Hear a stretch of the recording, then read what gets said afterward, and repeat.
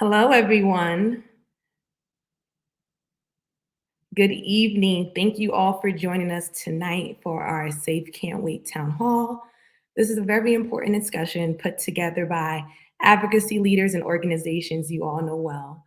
We'll be hearing from MCBA, M4MM, Women Grow, Marijuana Matters, Congresswoman Barbara Lee, and Congressman Earl Blumenauer. Today's discussion will focus on safe banking and its importance.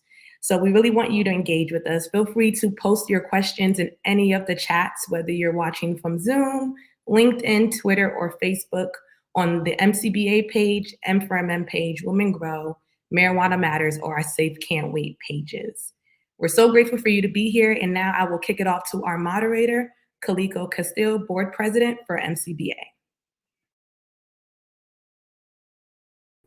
Aloha, everyone. Good evening. Thank you for joining. My name is Kaliko Castile. I'm the board president here at the Minority Cannabis Business Association, and we're really excited to have this super important discussion today around the Safe Banking Act entitled Safe Can't Wait. We have some really awesome guests joining us today, and I'm really excited to have them come on and introduce themselves. We got representatives from Women Grow, Marijuana Matters, Minorities for Medical Marijuana, as well as MCBA here. And then, as Precious said, we're going to be joined with a little video intro from Congresswoman Barbara Lee, as well as Congressman Earl Blumenauer here from Oregon, who will be speaking with us a little bit today. But first, let's go ahead and bring on our other panelists, Roz, Gia, and Courtney. Thank you so much. Let's kick it off and go just round robin style. Roz, you want to kick it off and introduce yourself, M for MM, and tell everybody a little bit about what it is that you guys do? Oh, you're muted, Roz, I know you're chatting. There we go. Hi. Good evening. I'm Roz McCarthy, founder and CEO of Minorities for Medical Marijuana. We are a 501c3 national nonprofit organization really focused on community programming and work that surrounds the cannabis industry, and specifically for communities of color. We currently have 27 chapters throughout the country, 4 international chapters, and we run about 10 community-based programs throughout the year. I'm super proud to be here tonight to be able to speak on behalf of constituents and just individuals that need to have a voice, that need to feel supported, and I can't wait for the conversation. So thank you, Kaliko. Thank you for being here. Courtney, you want to go next? Sure. Hello, everyone, and good evening. My name is Courtney Davis, and I am the Executive Director for Marijuana Matters. We are a social enterprise organization that works to make sure that social equity is the cornerstone of the regulated cannabis industry. In doing so, we believe we're addressing one of the biggest challenges facing the industry right now, which is repairing the harms from the war on drugs. Our organization has 3 pillars: education, which consists of equity tools such as our toolkit, Greenlight blog and podcast, where we tackle everything from how to be an effective ally to this industry to environmental justice. We have our advocacy arm, where we identify policies and work with public institutions and regulators to eliminate barriers to participation, such as safe banking, which we'll discuss later today, and our entrepreneurship pillar, where we support individuals that wish to participate in this industry by connecting them with the resources that they need to help achieve some equity in this space. And so thank you so much for having me today, and looking forward to the conversation. Very much appreciate you being here. Thank you, Courtney. And Gia, please. Hi, thank you so much, Kaliko, and hello to my fellow peers in the industry. My name is Gia Marone. I'm president of Women Grow. We are the largest professional network in the cannabis industry. Our mission is to connect, educate, empower, and inspire the next generation of cannabis leaders. We work with women in the industry. And to be clear, when we say women in the industry, that's all women in the industry and those that identify as women. And it's important that we're having this conversation tonight because since Women Grow's inception, our goal has always been to get more women in the industry. As we've seen this led with men, but we believe that women are honestly the forefront. As you look at this panel, Kaliko, you are outnumbered this evening.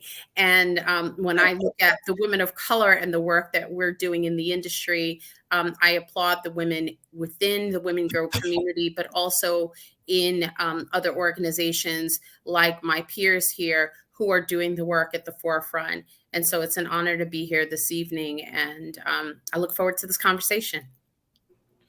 Well, thank you to all three of you for being here and for all the work that you do. I know I'm definitely in the presence of greatness, and as a girl dad, I'm always happy to be outnumbered by a bunch of brilliant women. So really appreciate you all being here tonight. We're going to actually bring on another brilliant woman and another person I'm a big fan of, which is Congresswoman Barbara Lee, who was kind enough to send us in an intro video. She couldn't be here because she's going to be traveling tonight, but wanted to make sure that she had a chance to speak to the group here. So Precious, if we can go ahead and roll that video, that would be wonderful. Appreciate it. And thank you all so much for attending. Hello, and thank you all so much for attending this virtual town hall on the Safe Banking Act.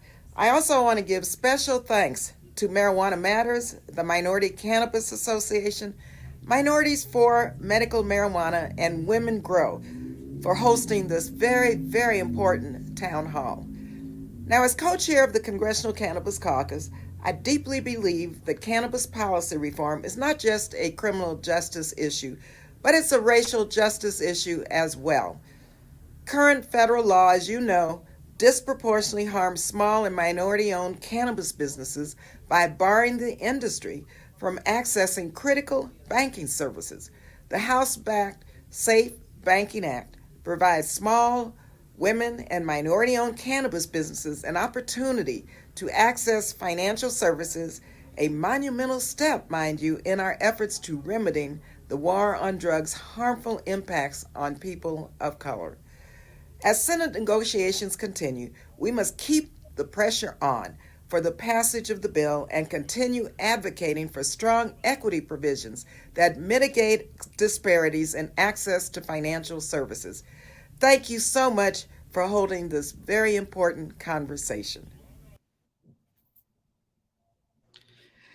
And thank you to Representative Barbara Lee for sending in that video and for all the work that she's doing on the Hill as the co-chair for the Cannabis Caucus, really being a champion for us and making sure that in the House we were able to get safe banking passed 6 different times, right? A lot of the discussion we're going to be having tonight really centers around the nuances of getting it passed through the Senate, which is a whole nother beast when it comes to policy making in DC and trying to actually get something passed. But thank you to Congresswoman Barbara Lee for joining us and for all the work she's doing on the Hill. Precious, I don't know if we have Congressman Blumenauer on standby and want to move into that. Awesome. Congressman, good evening. How are you? I'm better than I deserve. Awesome. So good to see you. We appreciate you joining us this evening and very much appreciate all the work you've been doing on the Hill. But we'd love to just give you the floor and open it up to any remarks you'd like to share with the audience as we're chatting about safe banking tonight. Well, thank you very much. It's a pleasure to be with you this evening with champions for reform and, of course, my co-chair of the Cannabis Caucus, Barbara Lee, who's been a tireless champion and a great partner. We're reaching a pivot point. I'm more optimistic now than I have been in years. I've been working on this since I was a child legislator, and Oregon was the first state to decriminalize cannabis. I've been working on the federal level, moving our initiatives forward. I've been privileged to campaign for state ballot measures from Bangor, Maine to Santa Barbara and everywhere in between. We've watched the momentum build. Part of what's happened with the efforts of the panelists this evening and others in the industry is that we have obtained massive shift in public opinion. When I started this, the public was opposed to legalization by a 2-to-1 margin. We've now reached the point where it is 3-to-1 in favor of legalization. We even have a majority of Republicans. We have passed, and I think it may have been 7 times through the House, the Safe Banking Act. there's an opportunity now, in part because of some of the interests in the Senate, to add some equity provisions to the Safe Banking Act, which I have no objection to. That's part of what we had in the MORE Act that we passed, which would deal with some of the racial inequities, some of the criminal justice problems. As you all know, people of color have paid the price for the misguided war on drugs, much more likely to be caught up in selective enforcement, much less likely to be able to benefit with the areas of legalization moving forward. The Senate is moving on an opportunity to take the safe banking and add some equity provisions. Safe banking in and of itself is an important equity provision. The inability for state legal cannabis enterprises to have banking services puts them at a significant disadvantage. It's expensive to try and do business without access to financial services. It also is dangerous. In the state of Oregon, we found that the rate of violence, of robbery, theft, went up 115% from 2019 to 2020 to 2021. This violence from people who realize that cannabis enterprises are sitting ducks. They sit on large amounts of cash. They take shopping bags and duffel bags to try and pay their state taxes. The crooks understand it, and they have responded with armed robberies. We've even seen violence, murder take place. This is extremely dangerous. We should not allow it to continue. But by the same token, as I mentioned, we've had renewed interest in the Senate moving safe banking and adding to it some equity provisions. These are badly needed overall, but I must emphasize that we need to get the Safe Banking Act across the finish line. It is an opportunity for us to demonstrate how much support there is for cannabis legalization. Because I think when we actually get it out there, we're going to find that we more than exceed the 60 vote threshold that's required for Senate action. And frankly, I am encouraged by the president's action recently, where he has extended pardons to over 6,500 people who got caught up in the shall we say, the selective enforcement in the war on drugs. And he's called for a reevaluation of the scheduling. I think the dominoes are about to fall. Having the federal government pardon thousands of people is going to inspire more action at the state level. There should be no nonviolent offender who's behind bars for an act that in most states is now legal. This is an important issue of racial justice, as I think everybody on this call knows that people of color, especially young Black men, were much more likely to be involved in law enforcement action, even though the use of cannabis is basically the same for white and Black alike. But the burden of enforcement has fallen disproportionately on people of color, and we need to remedy that. I think what the president has done is going to trigger action on other states to be able to follow suit, getting people out, getting pardons, getting records exonerated, and hastening the day when we have evaluated the classification of cannabis as a Schedule I prohibited substance. I think you all know that if we were doing this over again 50 years ago and we were evaluating what the classification should be, cannabis would not be a Schedule I. It probably wouldn't be scheduled at all. It's not addictive. It has medicinal values. What would be Schedule 1 would be tobacco. Unfortunately, that's not the history that we faced. But I think we've started down the path that's going to have tremendous benefits. I am pleased that you're having this discussion, that you've got advocates for racial justice, for cannabis reform, people who are active in the industry, particularly women and people of color.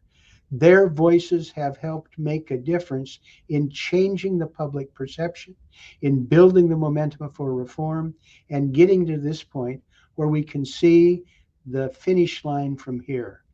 And if we all do our part, I think we're going to be shocked about how rapidly we can finish the job.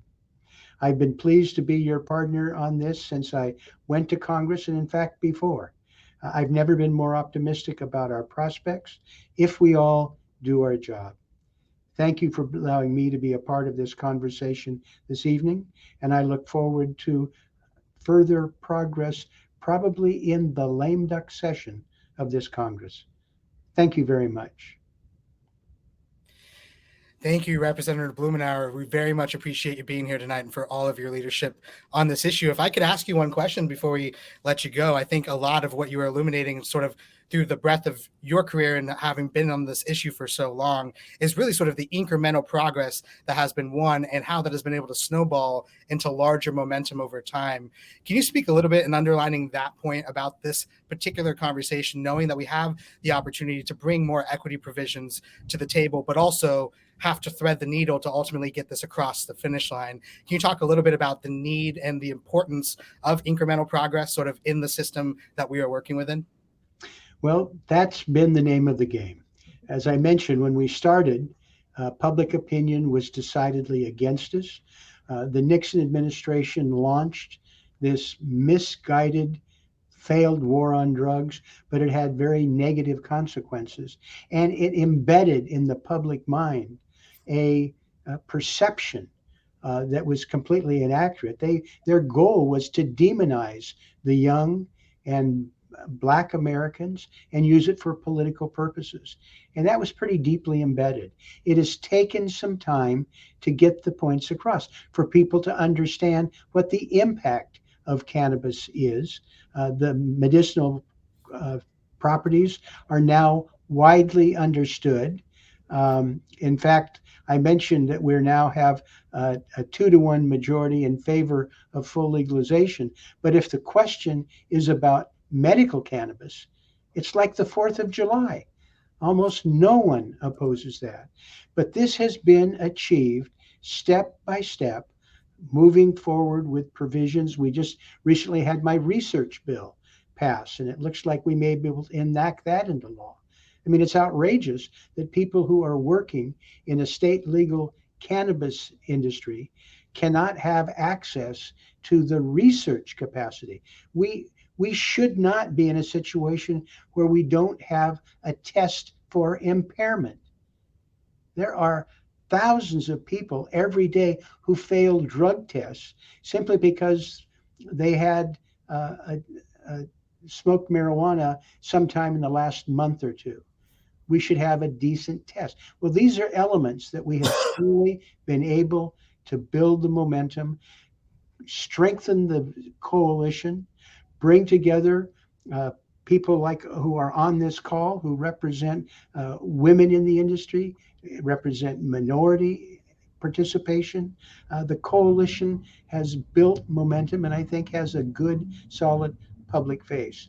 But we need to build on it and make sure that these elements that we have enacted can be brought together where we actually have full reform, full descheduling, and be able to expunge the record of people who shouldn't have been caught in this in the first place. But as I say, those are all elements that are coming together in no small measure by the people we're going to hear from in a few minutes. Thank you. Appreciate you, Congressman. Thank you so much for being here. Have a great night, and we'll be sure to be chatting with you as we get into the lame duck session and try to get this across the finish line. I'll look forward to it. Thank you. Thank you so much.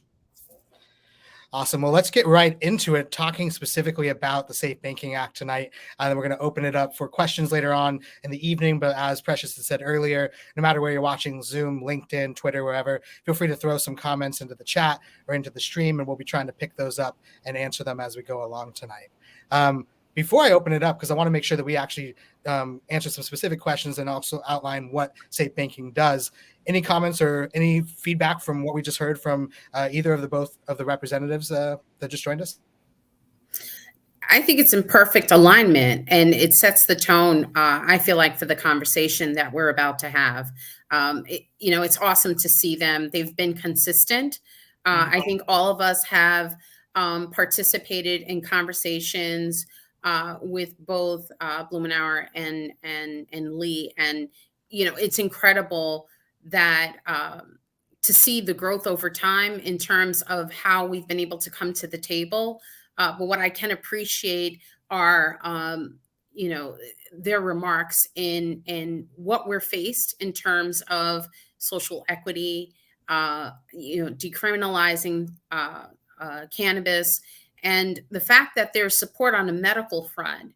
But when it comes to the adult use market, there is clearly a divide. And hopefully we can support businesses, especially those in impacted communities, that will be able to flourish in an industry that we're building.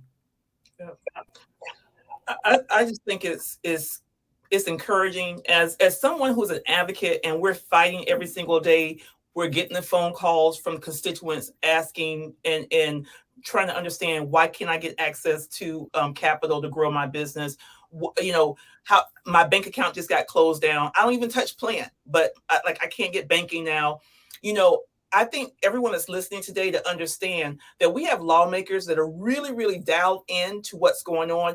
And we are in an industry that's making millions and millions of dollars with no financial infrastructure. I mean, you got to understand where we are right now. We have no financial infrastructure at a national level, but we have a program, we have an industry that's built at a state level. And so now's the time to really just change the whole dynamics of this conversation and change the politics and be able to move this across the finish line. So I'm thankful for them being so just, I've seen lawmakers, and I know how many issues they have to address and know about and be up on and be able to be educated on. And Congresswoman Lee and Congressman Blumenauer have been on top of this issue for years, since I've been in the industry. Consistent. And I'm appreciative, and consistent, right? Consistent voice. So I'm appreciative for that, for sure. Courtney, please. Just to piggyback off of that, I was excited to hear Representative Blumenauer say that he is inspired. This is like the most that he has been excited and really has a feeling that this can get across the finish line. And so I think that just plays into the political context that we have this year, on the heels of the announcement from the administration. The polling is suggesting that this is something that's very popular. I even think the tweet that President Biden made about his announcement was like his most retweeted tweet of all times. If that does not speak to what constituents want and what Americans are interested in and supporting, I don't know what else does. But I think it was great to hear from the representatives about how, we voted on this 7 times. We're feeling even more inspired by kind of the momentum that we have right now. Yeah, absolutely. Like you guys said, these are 2 of the biggest champions who've been with us consistently along the way. And I think also have had these very unique perspective of watching the entire arc of this movement, right? I think it's really awesome that this movement's growing so quickly and that people are coming in every day. We're getting new folks in, but a lot of folks don't have that historical context of what it was like even 10 years ago when I first got in here as an intern for Normal, when people wouldn't touch this issue with a 10-foot pole. Right. And now we're at a place where the president is actually calling for pardons, and you have a place where Blumenauer feels that he said the dominoes are going to fall. Right. And I do think that this is part of building that momentum. Please, Roz. And the other thing I want to bring up that stood out for me, and I want to make sure I'm really clear on it with everyone, that the safe banking and the equity provisions that we want to see and the social justice provisions are important to me. It's important to Congressman Blumenauer. Yes. It's a priority. It is just us trying to figure out how do you thread that needle to be able to finally get something that's so critical as a financial banking legislation across the finish line. But that does not diminish the importance. It does not diminish the focus that we have on the social justice, the social inequity, the social equity issues, and other things like research that are just as important. So I want to make sure when he said that, it really set the stage for those people that are like, well, safe banking is just, is doesn't want to include equity. No, that's not the case. We're just trying to figure out how you thread the needle to be able to get a bill passed that at the end of the day, access to capital, banking, and different financial products, they're needed for our industry. And more importantly, needed for those Black and brown businesses who are struggling right now. Yeah, that's a great point. I think a really great jumping off point for us actually pivoting into the conversation and getting into the details here. I wanted to start by actually talking about what it is that safe banking You haven't does, started yet? Thank you. Yeah, good point. But in actually talking about some of the details of safe banking here, I think it's a well laid out criticism that this is not an equity bill. This is a bill meant to protect financial institutions who are doing business with state legal cannabis businesses, right? Obviously, as many of us representing state legal cannabis businesses, we have an interest in this legislation because protecting those banking and those financial institutions means that our people will be protected and banked and ultimately can do the business that they need to do right now. So I wanted to actually read from congress.gov and actually some of, not the details, but the high level of what it is that the Safe Banking Act does. And then we can kind of go into some of the details on what we like to see and what we think, how folks would be able to benefit from it. So once again, this is from congress.gov. This was originally passed in 2021, and this is the latest version though. So the bill generally prohibits a federal banking regulator from penalizing a depository institution for providing banking services to a legitimate cannabis-related business. Mm-hmm. Prohibited penalties include terminating or limiting the deposit insurance or share insurance of a depository institution solely because the institution provides financial services to a legitimate cannabis-related business, and prohibiting or otherwise discouraging a depository institution from offering financial services to such a business. Additionally, proceeds from a transaction involving activities of a legitimate cannabis-related business are not considered proceeds from an unlawful activity. Proceeds from an unlawful activity are subject to anti-money laundering laws. Mm-hmm. Furthermore, a depository institution is not, under federal law, liable or subject to asset forfeiture or providing a loan or other financial services to a legitimate cannabis-related business. This bill also provides that a federal banking agency may not request or order a depository institution to terminate a customer account unless, 1, the agency has a valid reason for doing so, and 2, that reason is not based solely on reputational risk. Valid reasons for terminating an account include threats to national security and involvement in terrorist financing, including state sponsorship of terrorism. So that kind of at a high level talks about what it is that the Safe Banking Act does. It is very much protecting financial depository institutions. But the question that I want to kind of open up to the group here is, how will this impact the cannabis industry holistically, thinking both about the business owners as well as employees and other folks who may have cannabis cash that needs to get banked and may be potentially protected by this. Does anyone want to jump in first? Also consumers. Please. Mm-hmm. Yeah. Gia, do you want to start actually? Well, holistic impact? Yeah, because it's not just the business and the employees, it's also the consumers. Because basically, in our current state, we're operating as cash businesses.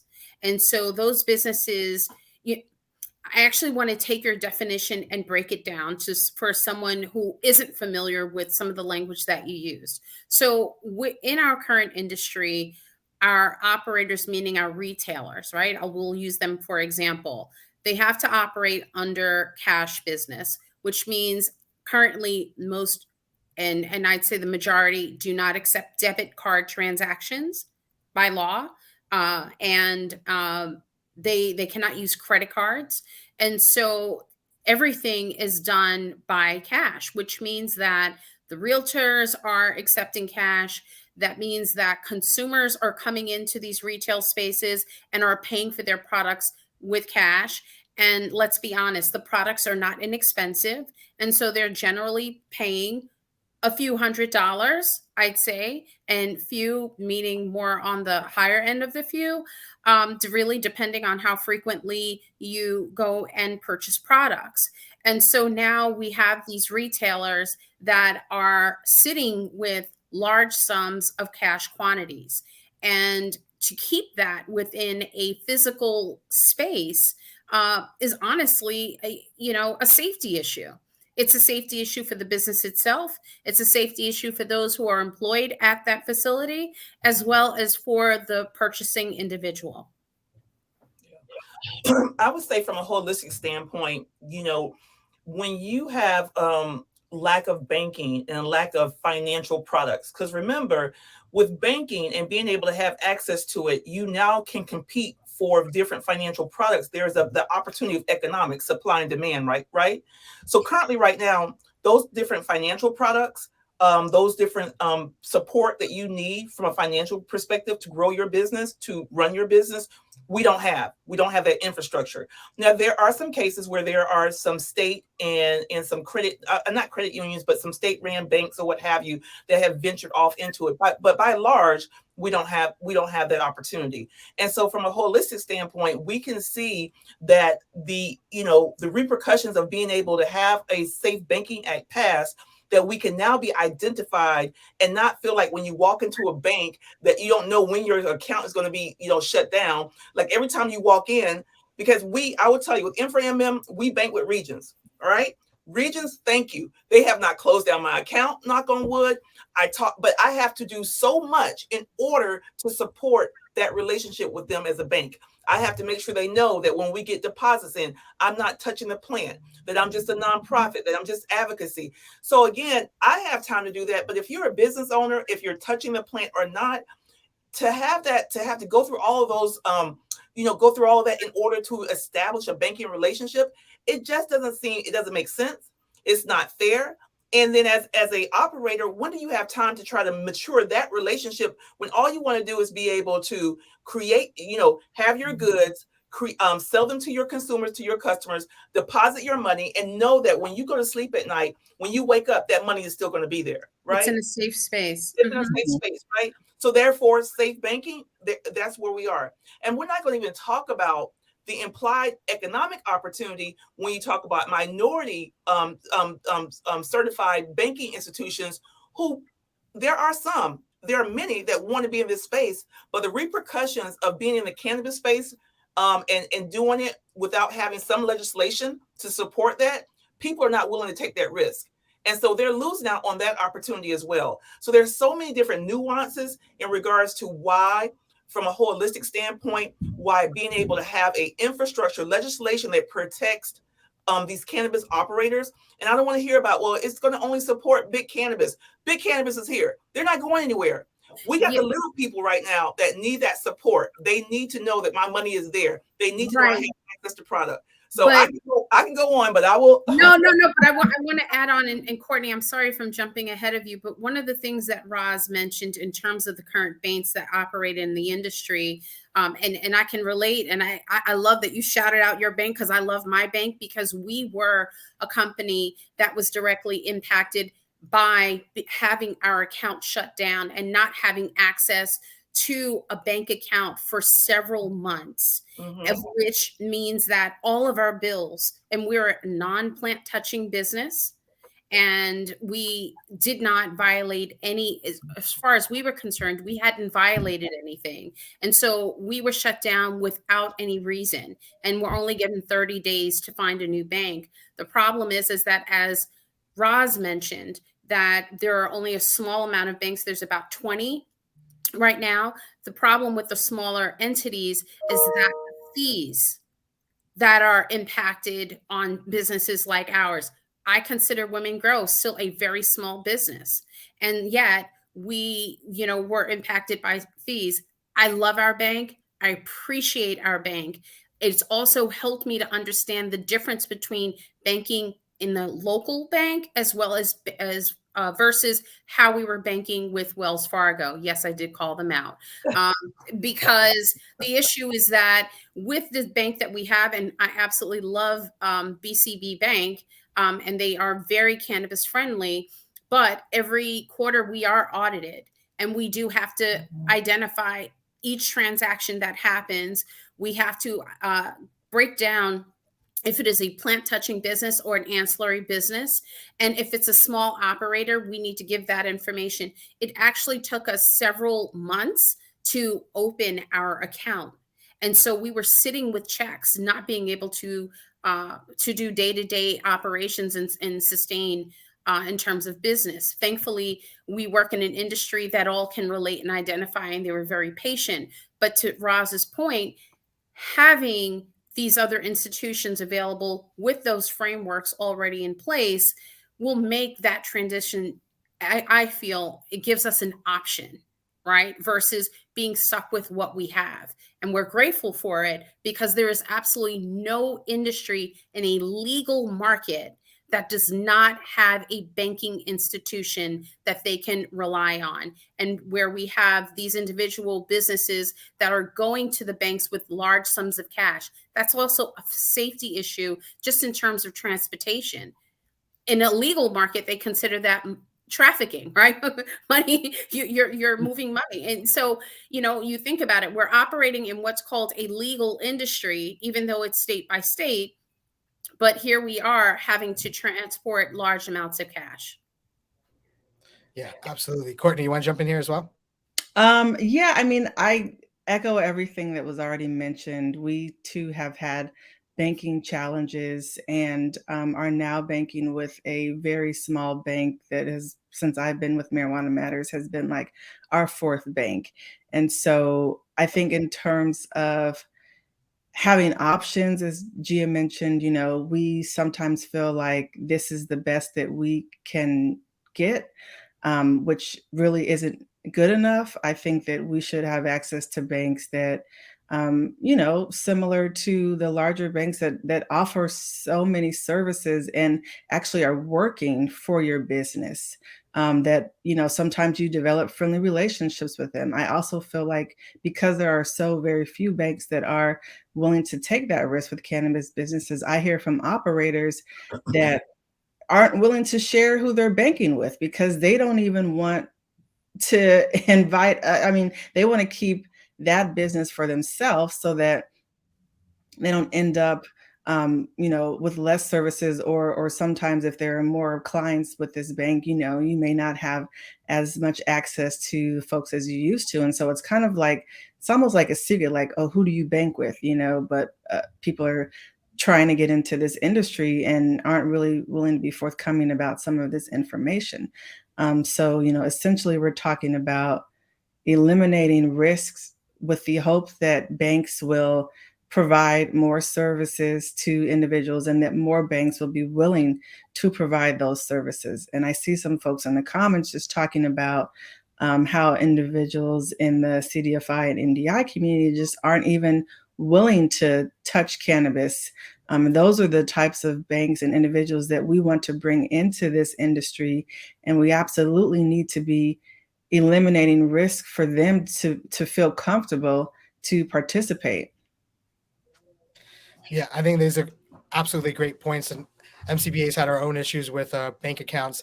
I also, when I was running a dispensary in the gray market days here in Oregon, 2013, 2014, had a small local bank who was willing to take us on because we were upfront with them and kind of like worked with them. But then once it caught on in town that there was a bank in town that would do business, they got flooded, and then their board of directors freaked out and shut us all down.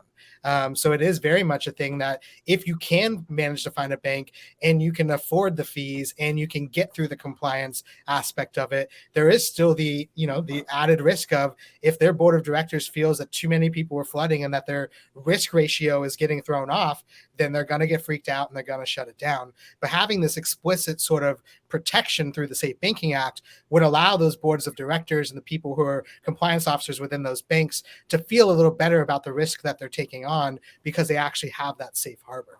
So I do think it's really important. Please, Roz, go ahead. And Kaliko, the other thing that we got to think about is that we have people that are preying on businesses, and more importantly, Black and brown businesses, and preying on their product because they know we don't have banking. So they're using, financial processing. Hey, you can take a debit card. Yeah, absolutely. What it is, predatory practices. It's predatory practices. And so imagine if you're someone, you're in Colorado, you're looking for something to be able to process your payments or whatever. And when people are buying product and you have this person that comes with this, it looks great, you think it's great, and then it ends up not being great, it's predatory, and then it gets shut down. So again, we look at this whole entire banking conversation and people go, well, why does it matter? It matters so very much. And also, I think it could be a domino effect. And I know we're going to talk about this more, but there's other bills out here that have so much great connection to a banking bill. And then also being able to, if you look at insurance, making sure that who wants to pay skyrocketing rates for insurance? Everything is predicated on banking. And so if you guys watch how your cost of doing business, if you can be able to decrease that cost by a third, by a fourth, based upon a banking relationship and opportunity, man, that says a lot for your bottom line, right? Absolutely. So I know we've been kind of like dancing around and talking about obviously the reasons the various reasons why we support SAFE, but I actually want to know if you're underlining and have each of you take a shot at this. If you're underlining why SAFE can't wait, why this has to happen now, right? And or specifically, let me to contextualize, happen now within the lame duck session, right? Because I think part of the political context here is we got a midterm election coming up next month. Historically, the party in power loses control of one or both houses of Congress, right? So there is the possibility that the Democrats could lose control of the House, where we have passed safe banking 7 times, right?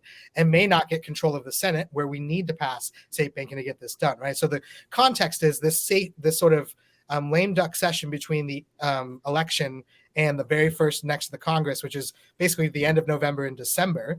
That is a period of time in which we may be able to see some movement on this issue, and which is why we're talking about the idea that SAFE can't wait, because some of us believe that if we don't pass it in this lame duck session and the Republicans take the House in this next month, we could potentially be looking at another 3+ years before we're ever seriously having this conversation again. Not let alone having a broader conversation about the need for comprehensive reform. We could legitimately be looking at another 3 or 4 years to pass even incremental change like the Safe Banking Act, which we believe thousands of businesses would go out of business between now and then. So if you're underlining the reason why your organization supports safe banking and why you believe that SAFE can't wait, what is that reason? Courtney, do you want to kick us off? Sure. I think that SAFE can't wait because of some of the reasons that you mentioned, the political context, the climate that we're in. I think we have the momentum to create change that is bicameral and bipartisan. I think that, I know that for the Senate, we have 9 Republicans that are co-sponsoring this bill, and we essentially need 10. I think that if we have an opportunity to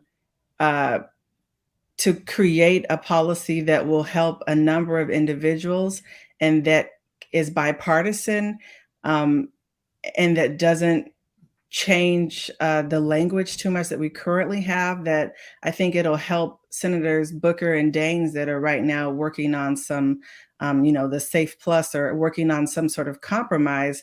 I think that, it will just be helpful to be able to have the opportunity to get this done now. We also, just thinking about the country, we have a number of issues that could be coming down the pipeline. I mean, we've got inflation that folks will be really wanting to deal with next Congress. The President Biden just recently announced today that he was going to release some reserves of oil that's kept for an emergency.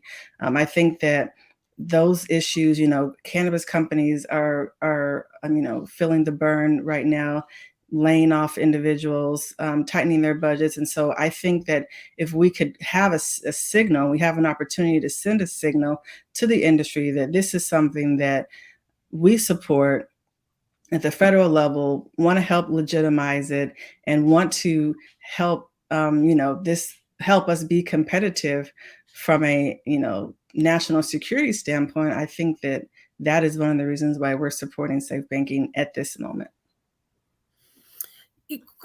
Courtney, you said something really interesting, and I just want to veer off a little bit. You mentioned that, we're heading towards inflation. What do people generally do when there's a down market? What goes up? Anyone know? Crime, right? We've already heard Representative Blumenauer talk about it. And, it's interesting because I am seeing some of the comments in terms of decriminalizing. By not having SAFE, wouldn't we be opening the space for more criminalization to happen, especially for those who are actually those who have fought to get into an industry? Roz, you said something earlier at the start that this isn't separating our fight for social equity, social justice. This is addressing one of the tools that's needed to have safe business practices in an industry, to keep those that are in the current industry not only safe, those that we are helping to get social equity license holders safely operating in a space, even those who are just as impacted, who now have licenses, who are able to operate. And so now we're going, in a direction where perhaps the country could be suffering. And then yet we have these operational businesses that are operating cash business. Does it not just open the door further for inviting other unwanted actions to happen against businesses that perhaps are just starting? As we know, in their first, second, and even third year of business are usually most likely the toughest. That's with any entrepreneur, right? But now we talk about cannabis that has issues around 280E, right? And for those who are asking what's 280E, that's around our accounting. When you think about operating just cash and no banking infrastructure in place. And so it's really interesting when people ask, why do we support this? It's because of the businesses and the communities that are within our networks that are telling us what their challenges are. Wow. And we cannot continue to progress if we don't put certain infrastructures in place. And I think just kind of piggybacking on what you ladies are saying, specifically to Minorities for Medical Marijuana and some of the programs and some of the folks that we are reaching every single day, it's a fallacy for us to believe that banking issue only affects people that are touching the plant or operators, be it cultivators, manufacturers, retailers, delivery. It is affecting people that have ancillary businesses and those that are wanting to be in the supply diversity chain, that want to be a part of that contracting opportunity. I will tell you that if you have anything that has cannabis, canna, marijuana, anything in your name, in your business name, and that's what you have it registered at the state level, and when you go to get a bank account, I don't care if you touch plant or not, you are going to have challenges. So you asked me the question, why SAFE can't wait right now? Because right now, I don't understand why I have to go change my name, change who I am and the identity of myself in order just to get banking.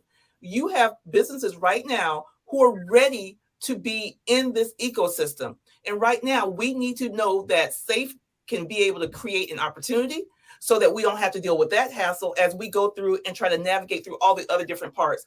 There should be something like breathing oxygen, being able to walk, being able to drink, being able to interact with your family. Some things are so natural that should come natural to us and natural to business. Banking should be something that's natural to business. Not that it is the fact that we're up here discussing and going back and forth on banking when I got to pay the fees. I got to pay. I'm paying. I'm paying per. I'm paying loan percentage, or when there is interest rates on loans and different products or whatever. I'm willing to pay for the service, but I can't get the service. And so the Black and brown folks that I support, that I represent, that they need banking now. You can call it SAFE. You call it SAFE Plus. You call it SAFE Plus with a little bit more added to it. I don't care what you want to call it. They need a depository action in place to put their revenues that are coming in. And I'm reading the comments as well. Someone said it doesn't make sense. I have 4 locations with 5 with $500,000 in cash. I mean, seriously, in a legal market, where Yeah. does that happen? Yeah. And so I agree. I'm sorry, Roz. It's okay. I just want to say that folks are exhausted. I'm exhausted. You know, I want to like, let's address the fact that we still got Black and brown people in jail for weed. Let's talk about that. Yes. I'm so exhausted with There's so banking. many things that we could It's be so many talking other about. things for our energy and where we need to be. So when you talk about why SAFE can't wait, because I was on the streets of Oakland this past weekend, and this guy literally cried when he went through our expungement clinic because he wants to be a firefighter, and he finally got his record through the expungement to be able to be, erased so he can go and be a firefighter. Let's talk about that. So Right. that's why Let's SAFE put our can't wait. energies there. So why couldn't these vehicles be in place so we can actually make the time and not be spread so thinly in getting just basic business needs in place when we have greater issues at hand? As Right. Roz said, people sitting in jail for cannabis possession.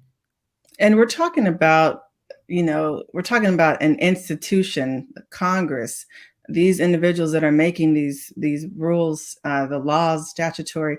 I mean, we're working within that system, and there are so many things that we want to be able to do with cannabis reform, and we have to continue to do that work within the current system, within the process that is available to us, and just continue to educate, to learn, to advocate. I mean, we are definitely working on, all 4 of our groups up here are working on so many different aspects, policies, but we're also working within the system. And so I think that that's something to consider. We wish we could just wave a magic wand. I mean, even folks are like us are disappointed with the Biden administration announcing, but it still felt good. I mean, those 6,500 people that were positively impacted, I mean, that was something for them. I mean, I don't want to take that away, that announcement away from them. But there's so much more work to do. Sorry, Kaliko. You knew this was going to happen on a panel full of women.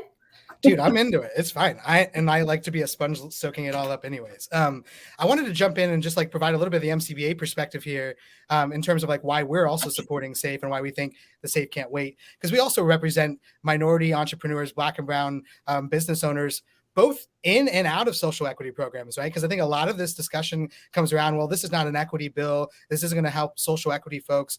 But there are a lot of folks, both social equity licensees, applicants, as well as other Black and brown and minority entrepreneurs who are in this game already, who have licenses, who are trying to do business and doing this in all cash, right? So if we as business focused organizations here, don't think that our people should have access to banks, then what is it that we're doing, right? Like, we do believe that all of these folks, as a core part of what they do as a business, need to have access to banking. And I don't think it's enough to say, hey, we can do better in 3 or 4 years if we don't get all of the equity provisions we want included in SAFE, right? If we can get some equity provisions in this bill and make it a better bill and pass it, that increases the status quo and helps more Black and brown entrepreneurs get access to banking. Waiting another 3 or 4 years leaves all of those folks on the battlefield with no cover, right? And that, I think, is not fair for everybody else who has their life savings on the line, who are borrowing from friends and family to get their businesses up and running. And we're denying them access to the very basics that they need to run that business. So I think that that's one of the reasons why I think we support it as an organization and why I think SAFE can't wait. And then real quickly, Roz, because I just want to make one quick sports analogy for folks who might be watching, that this is about watching the clock, right? If in fact the clock is running out and we really only have a couple of months to pass something or nothing, this is a football analogy. Do you go for the field goal, or you on 4th down try to Hail Mary and get a touchdown pass, right? Like, we're deciding, I think, here collectively, and the reason why we're coming together is we want to be able to figure out what it is that we can do that'll settle for the field goal so we get some points on the board when we go into halftime. Because we don't want to go into halftime after this midterm and think we got to completely start from square one and we're going to have to wait another few years. So for me, I think in terms of like why SAFE can't wait, this is our opportunity to put some points on the board. Let's do what we can to improve it, but ultimately let's make sure we're going into the locker room with some points on the board. Roz, please. No, go ahead, because I mean, that's such a great Right. analogy, that how you put it. I just think it's economics, 101, in the rationale behind it and where we are right now. And I think you guys nailed it. And I just want to be clear, because I'm sure I don't want to jump too far ahead of you, Kaliko. It doesn't mean that SAFE answers it all.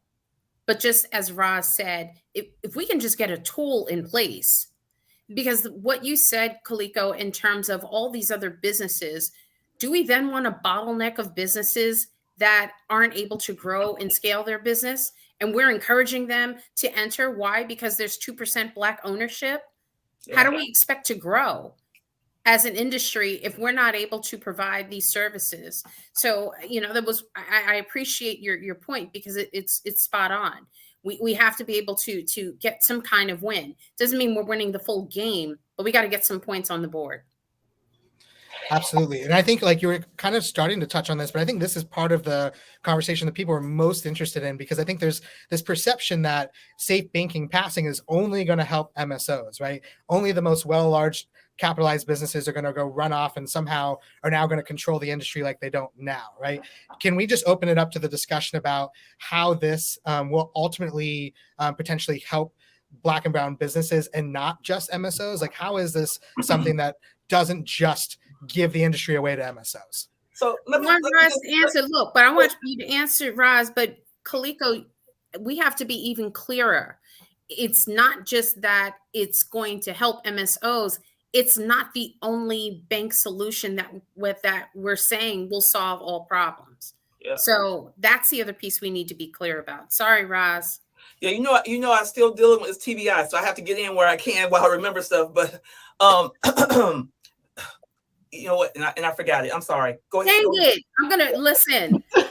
Remember, Jar. Everybody that does not know, I suffer from TBI, so my memory is so quick that I forget. And I'm gonna come back, because I had a really important point that I want to make. Oh, I know what it is. So this is what it is.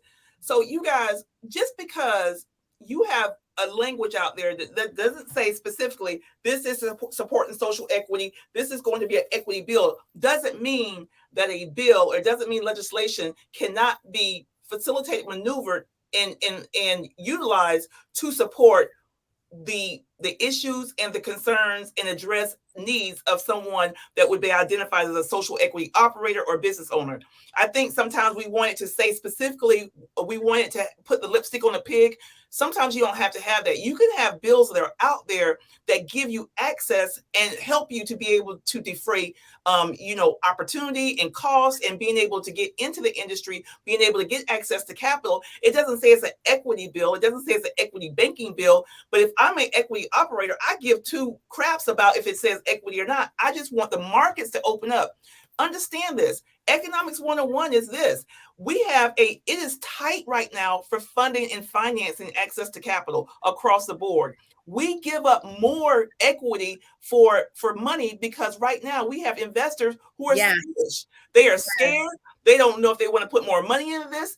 Do you guys understand that if we have some type of incremental growth and change and adoption of reform on the financial side, that we can then see our investor community maybe soften up a little bit, be able to embrace and not look at me as a Black businesswoman and go, oh, I don't want to risk, because they're all skittish about the industry as a whole. And I'm going to be honest with you, that is how it's looked at. I can have the best business plan, I can have all the numbers, but sometimes if you're not familiar with who I am and my client, my customer, I don't get that opportunity to have access to your capital. Safe banking can soften some of that for us. It softens the opportunity of access to capital. And I'm not going to even talk about the climate and some other different legislation, and we'll get to that later on, that can even make it even more available. So I just, the fallacy that if it doesn't have specifically, there's social equity has different nuances and ways that you can outline it. However, if we can't put it in there so that it's very specific, how can we write legislation that addresses the need? And then we as operators and social equity operators and constituents and advocates who are advocating for these folks can then teach us how to use what we're given to then go and be successful. Yeah, I feel like it also goes into just destigmatization, which is something that the industry really needs, and it takes time. I mean, we all have stories about when we first got into the industry. What did our family think? What did our friends going to say? Banks are the same way. I mean, they want to know how safe is this? They understand that, okay, this is Congress passed this bill, but what does this mean for me? And so it's still going to take time, which is why we are pushing for, legislation. Having a piece of legislation on the congressional floor about cannabis is a huge deal. I know some people may not think that it is, but I spent the past prior to joining Marijuana Matters, I was on the Hill for almost 10 years. And we, in the Senate specifically, we did everything through continuing resolutions, adding bills to NDAA, the Farm Bill. And it is not something that is to be taken lightly. And so I think that folks should understand, the opportunity that we have here. I mean, I don't want to sound like I'm beating the dead horse, but I think it's something that we should be celebrating if we have the chance to pass it. And Kaliko, and please be sure that just because there's been conversation about Safe Plus, and those conversations are real. They come from real people that have a real perspective that I know, that are colleagues, that are friends, that I agree with. Like, I'm gonna tell you right now, I agree we need to have comprehensive reform. I agree we need social justice. I agree 100%. However, I'm a 52-year-old pragmatic woman that knows the politics. I've seen politics state by state. So I can only imagine how it's magnified at the federal level. And knowing the political climate that we're in right now, going back to Kaliko's analogy, do we want to, like, I watch football, and if it's on, if it's 4-1, or if I got a chance to get those 3 points, I'm going for my 3 points because I want to win the game. And I just think right now we got to figure out how do we win the game and go from there. Yeah, I appreciate that. And I think one of the things I wanted to kind of bring up, and once again, kind of melding the political context here, is like the conversations are happening on the Hill, right? Like, people know that SAFE as written right now is not good enough for the stakeholders of the industry, right?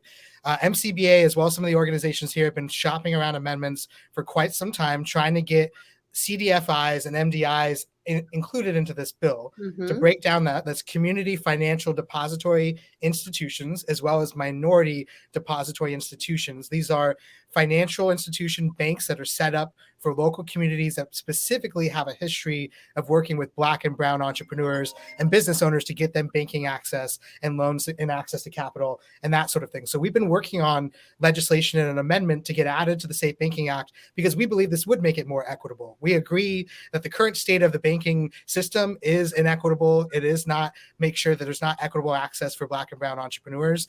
This is something that, once again, wouldn't make it an equity bill, but would move the ball a little bit farther in making sure that there are people with backgrounds of working with Black and Brown communities in this game, actually having skin in the game to help folks. So, this is one of the things we've been working on. And then, as Raj talked about with the Safe Plus, that's this idea that we could have safe banking, the current bill, and then tack on a couple of additional equity provisions, be that the CDFI, MDI language, or some people have tossed around the idea of adding the HOPE Act, which is a bill that AOC, Congresswoman Alexandria Ocasio-Cortez, and Dave Joyce from Ohio have written, that has to do with expungement and helping state and local localities be incentivized to do expungements for folks, right? That's something that has some potential bipartisan support and may not lose Republican votes. But that's sort of where we're at, is having this discussion, and the Hill recognizing that we're not going far enough.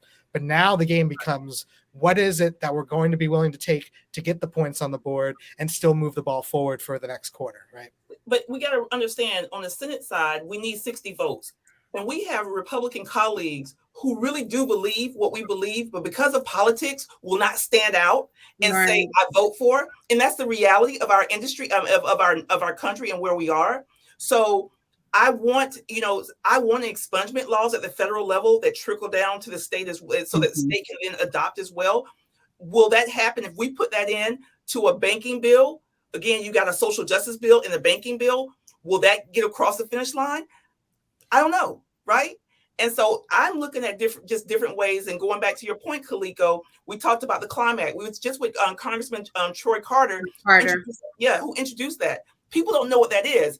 But you guys, we have SBA, SBCD. We have all these different federal agencies that are supporting community-based businesses, minority businesses, small businesses, or what have you. They can't even touch us right now. If you want to go and sit down with SCORE and talk about how to build your business plan, and you're a cannabis operator, they will not touch you. And so if we could get some of these things, like imagine, Senator Schumer, let's get the language from the Climb Act added to the banking bill. I know that folks get so like I think I saw Dr. Adams said, don't worry about the MSOs.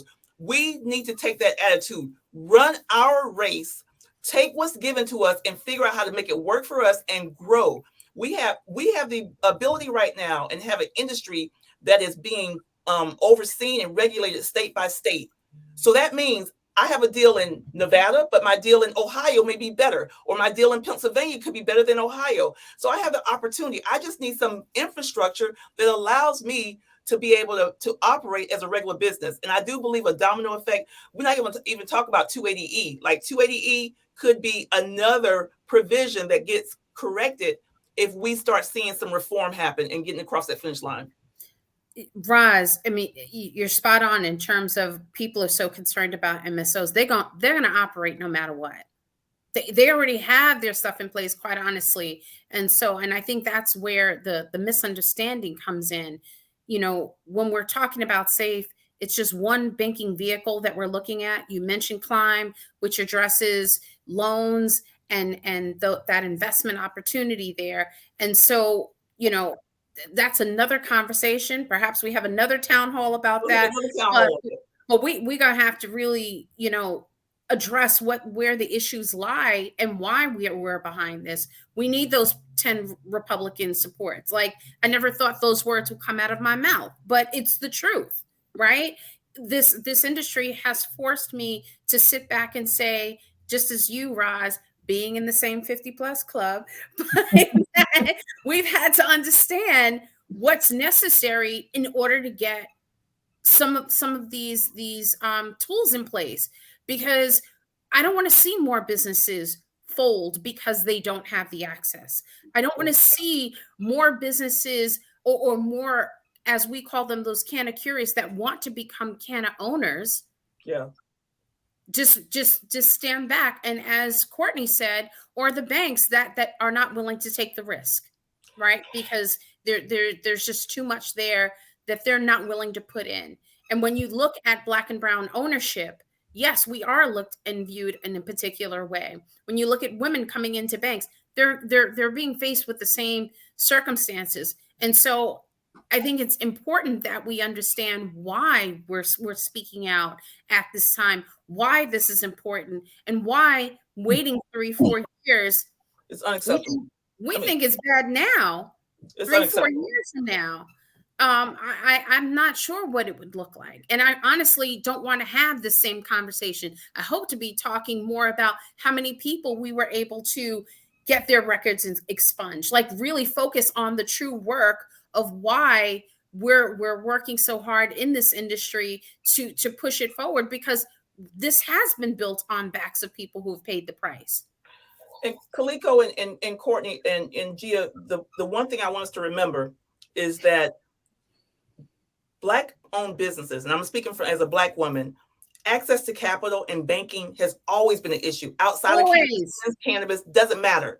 No. Safe banking is not the ultimate panacea. So don't go and say, Roz said it's going to be, no, Roz didn't say that. It's what Roz said was, give me some tools, because then the onus is on me, Roz, with M for MM, to bring people within the organization that can then maybe help these businesses understand how to form banking relationships. What does that mean? How to translate this over to support you and what you're trying to do and how you're trying to grow your business. So I want to make sure I set that kind of like set the table that this is not just like, you know, it's not the magic wand that's going to cure everything, because access to capital outside of cannabis for Black-owned businesses has always been an issue.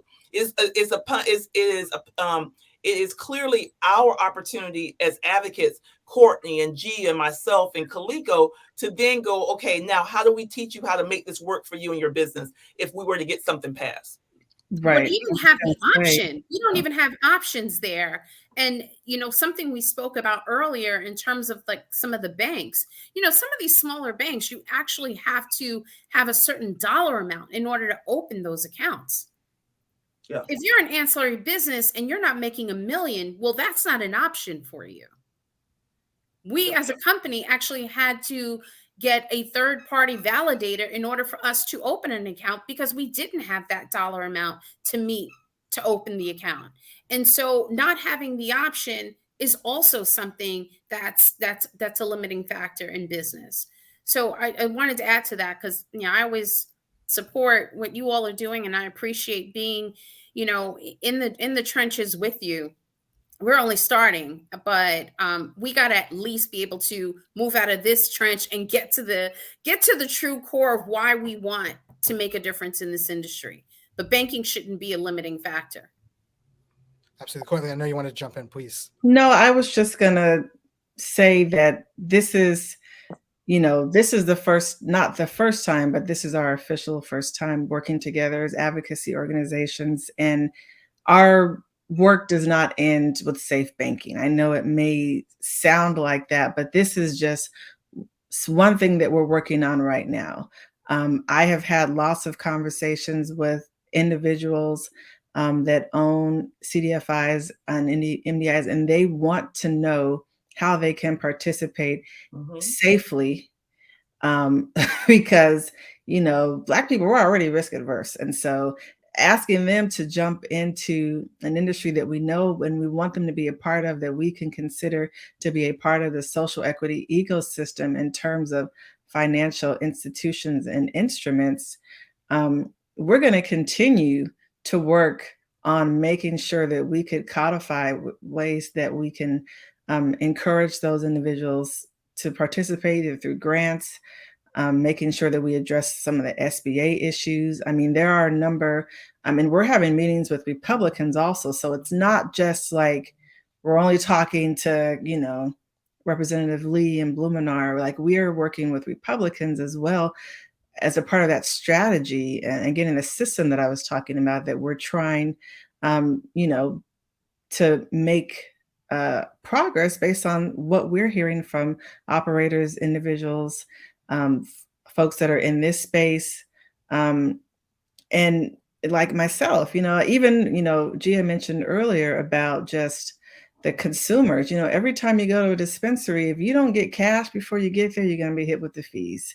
I mean, it's just like, I think it's a bit ridiculous if we're trying to encourage a growing industry that we're limiting progress through lack of banking options. Yeah, absolutely. For those that don't know, a CDFI is a community development financial institution. We have one in Orlando. It's called BBIF, Black Business Investment Fund. And literally, if we had the opportunity, if they were a part of, if safe banking would open it up for them, where they get funding through the CDFI that then goes directly to Black-owned banks. And so if they had the opportunity to not face repercussions of funding a cannabis-operated business, they would. And I'm telling you, I've talked to the president over there, they would consider and work with cannabis operators. So I just want to bring it full circle so that you guys understand what CDFIs, and they're all across the country. And minority depository institutions, these are Black banks that want to, brown banks that want to, they don't care, they look at money and it's green. So if you're going to make them money, and they're going to make money off of your money and regurgitate it, yeah. Absolutely. We want to end up rolling into audience questions because we only got about 10 minutes, a little less than 10 minutes left on this panel, and really appreciate you ladies' time tonight and being able to spread this knowledge and give everyone the perspective of, how we're coming to this issue here. And I know we've had some great comments coming into the chat in various sort of places here. And actually, Courtney, you started answering one of them, but the first one that we have here from Martha is, what can we as the general public, business owners, cannabis business owners, do to help move this forward? That's a perfect question, Martha. And obviously, I think the place that we definitely need to go from here, right? I think we want to be able to have this conversation, but leaving from here, we want to make sure that we can actually have some progress. So I know that Precious is going to probably drop a link into the chat, please sign up and add your name as a supporter for safe banking. We want to be able to potentially work up a letter that we can take to the Congress and show folks that we have a lot of Black and brown entrepreneurs that are supporting this bill. So if you want to add your name to that, please find the link when we throw it down in the chat. We'll also be throwing it out on our newsletter. We'll make sure to distribute to all of the groups here so that we're all putting that information out, because I think that that's one of the things that ultimately elected officials want to see, right? Is that there is political support for this, that they're not going to lose their job, and even better, they might earn some votes or earn some financial fundraising dollars. So it really is starting with signing and adding your name to a list of supporters, and then we'll go from there. You can also, you guys, every one of you guys are listening to us today. You live in a city, municipality, you live in a state, you have a senator. The issue right now is on the Senate side. Find out, identify who your senator is, write them a letter, send it to them from your email, tell them exactly where you're located. I reside in X, Y, and Z. I voted for you. I am in the cannabis industry and I want to see safe banking passed. I want to see equity provisions included. Whatever you want, just ask for it. Because we need, as the advocacy organizations, we can't do it all. And we're exhausted, to be honest with you, but we still keep pushing. Where you can come in and help lift us up if when you are doing your own individual email, your own individual phone call, if you're a part of these organizations, if you're a part of MCBA, put that in your letter. If you're a part of Marijuana Matters, M for MM, put that in your letter. Show that we are a coalition, that we together want to see movement, and we want to see it sooner versus later. That's a great call, Roz. Gia or Courtney, anything to add? I see someone mentioned tell your banks as well. I think that's a good idea. Yeah. If it's a service that you would like and the bank is looking to keep you as a customer, I think that's a great idea. Also, we have that form that we created, right? So that not only in the chat to sign up, but yeah, make sure that it's in the chat, because these conversations aren't the last. We're hoping that we're having more of these conversations so that people can stay up to date and know what's happening, and that when there is a call to action, that you've signed up and you're already following and ready to join. Hopefully this momentum will carry on, not just tonight and tomorrow, but in the weeks, months ahead, as well as at the polls, because cannabis is on the ballot in many states. And we have to make sure that people are voting, and not just for cannabis, but also voting for the people in your states that actually support cannabis. That's also important. And, I think we are oftentimes just focused on the cannabis piece, but it's the legislators that are doing the work beyond cannabis that we want in place. So, I wouldn't change anything that Roz said. I'd only echo it. And I'm glad that we have this conversation tonight. Awesome. Before we get to the next question, I think another important point is, as we're looking at these states that are potentially going to come online with adult use and such, it means that more senators actually have to have skin in the game, right? They then have constituents who are having and experiencing the same issue. They can't keep their head under the pillow any longer if they're actually having people within their congressional districts or their senatorial districts who actually need help with this issue. So it is a really big deal with those things coming online. The question that could you, please, Roz, go ahead. Real quick. Be informed, and if we can get our producer in the back, M for MM created a cannabis legalization policy brief. We were at Congressional Black Caucus. We have to get out of our own cannabis circle, and we have to go to mainstream, the sororities, the fraternities, the businesses, the National Black MBA Association. And so we were at Congressional Black Caucus. There it is. Yes. Look, I told you I had it. Yes, girl. So, listen, and this particular policy brief has all of the different bills that we've talked about. It has safe banking, but the other different bills that are out there, it tells you who the sponsors are of those bills. It also gives you some, it gives you an overview about those. It also tells you from our position some of the legislation and some of the recommendations from a policy standpoint that we're pushing for. You listen, if you see something in that brief and you like it, you ain't got to give me credit. You ain't got to say M for MM. You can say, hey, I have an idea. I don't care what it is. If it gets passed and we're able to see incremental and change, we don't care. We just want to see that happen. So I just want to put that out there. It's in the chat. Thank you so much, Precious, for putting it out there. If you just click on there, you can download it. You can share it. You can do whatever you want. But it is great, great information. stay It's educated. phenomenal information. And before we started, Roz said, we created this. I said, I now have it. I got it right next to me. And listen, and thank you, Cresco. Listen, when I come to folks, I'm like, listen, this is what I need.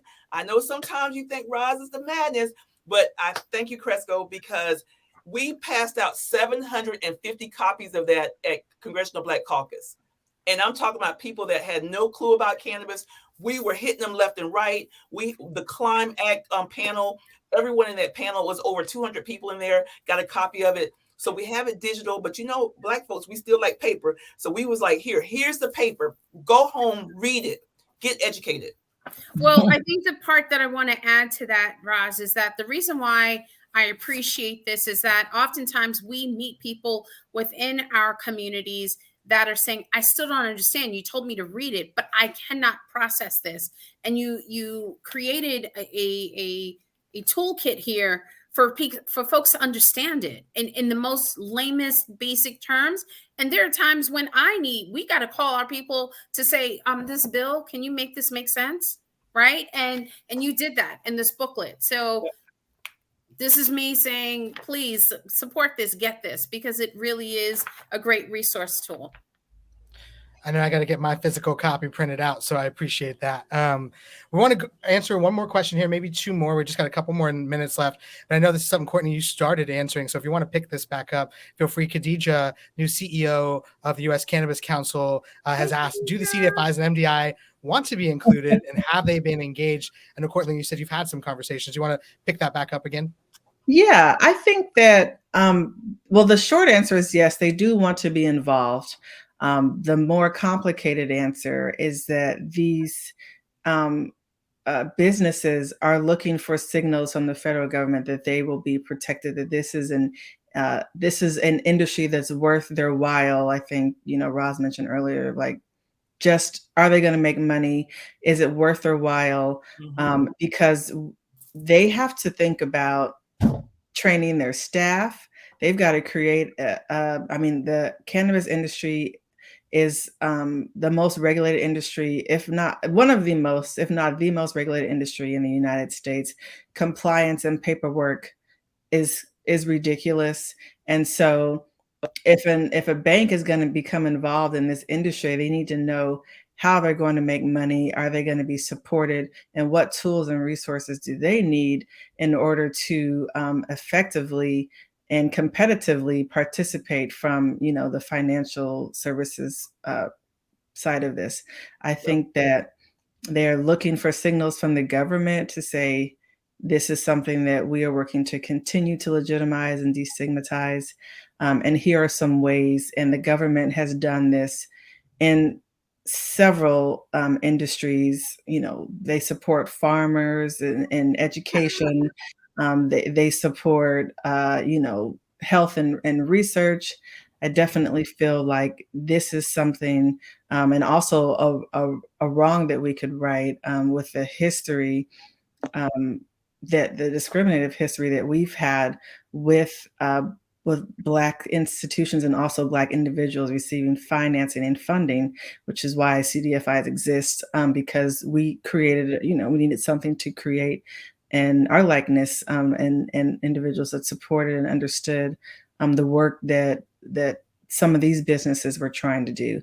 And so I think that, it's something that they want to get into. They just need a little bit of support. Kaliko, let me also piggyback on Courtney, and then I got to go because they're kicking me out of my office. Like, get out. And so this is going to be my last comment and my goodbye.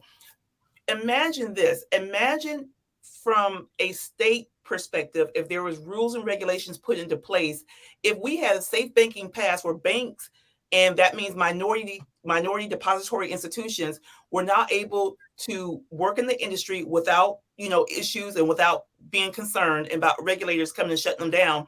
Imagine then we could put regulation in that steered big cannabis MSOs towards depositing into these minority depository institutions, which normally reside in our communities of color.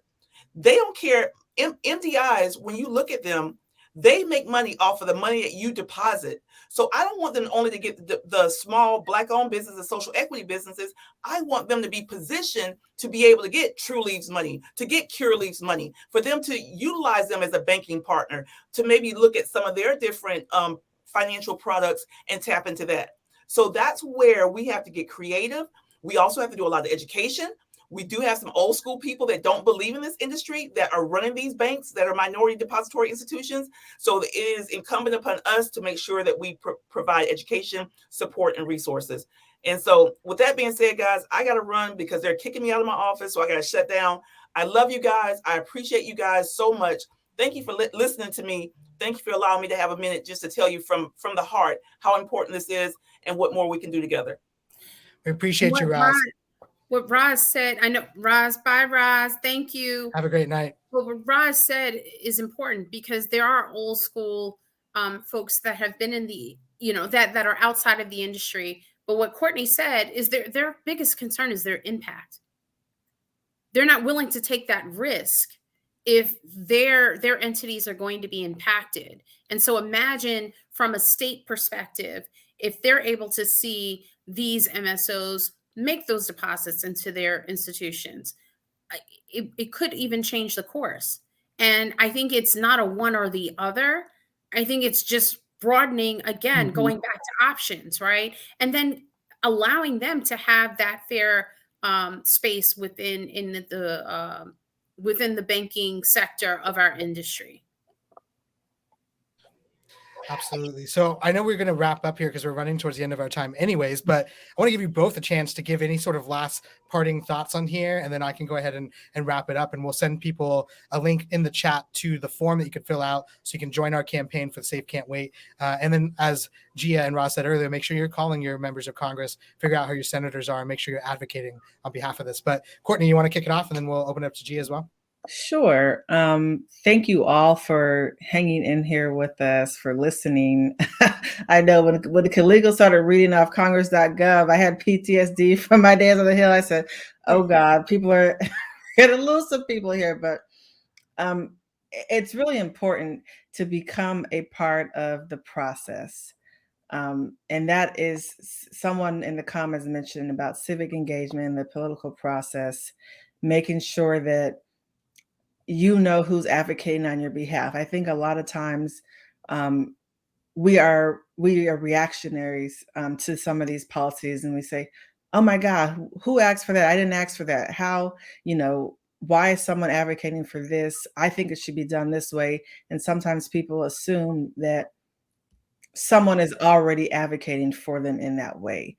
I would encourage folks to continue to become involved, get involved in your state, your localities, in your district. I live in DC, we're not a state.